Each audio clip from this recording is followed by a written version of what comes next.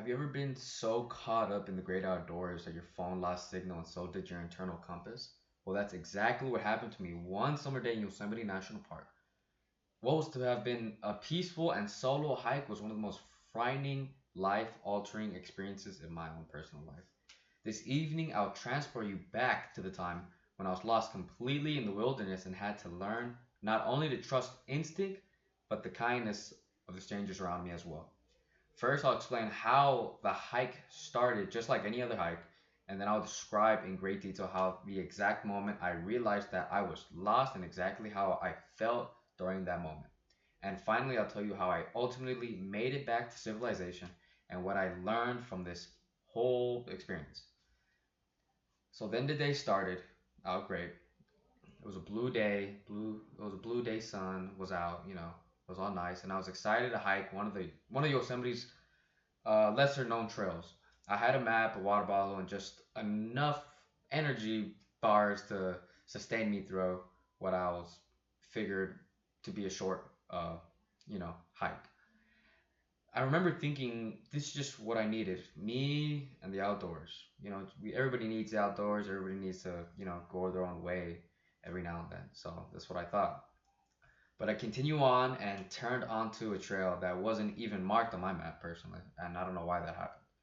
The trees all started to look the same in every direction, and before I even realized it, I had, you know, before I realized it, I hadn't seen another hiker on the trail marker in over 30 minutes. I pulled out my phone to check my GPS, and of course, no signal. And then the panic set in, my heart started racing, and my mind went straight to worst case scenarios. I thought I was gonna get killed by a bear or a mountain lion, whatever. I couldn't help but think, do I go back the way I came or keep going? The more I asked myself, the more confused I became. At one point, I sat down on a rock, I breathed and ordered myself to calm down. And that's when I remembered on the basic hiking tips that I had read prior to hiking.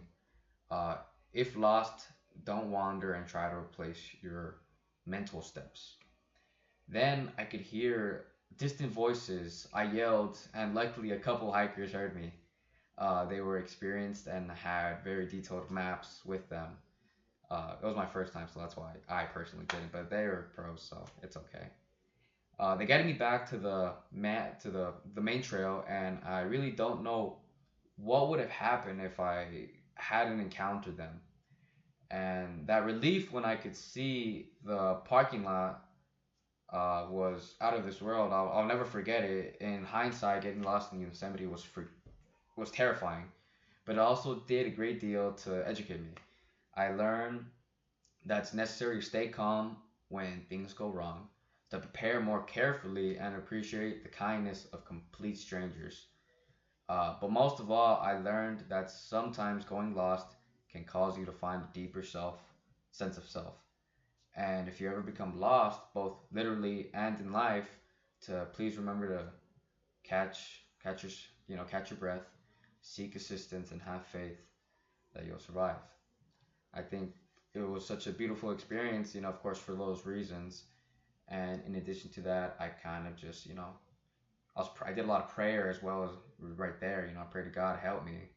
And so people were sent, and I was helped by God. So I thought it was a beautiful, very beautiful experience. And yeah, that's my speech of when I got lost in Yosemite Park.